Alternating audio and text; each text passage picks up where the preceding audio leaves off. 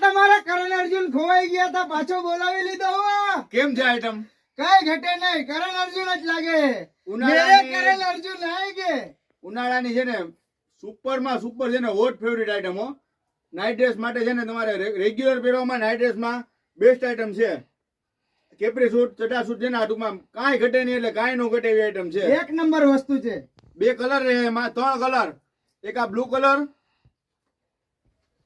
બીજો આ grey colour, આ ત્રીજો એને પહેર્યો ઈ.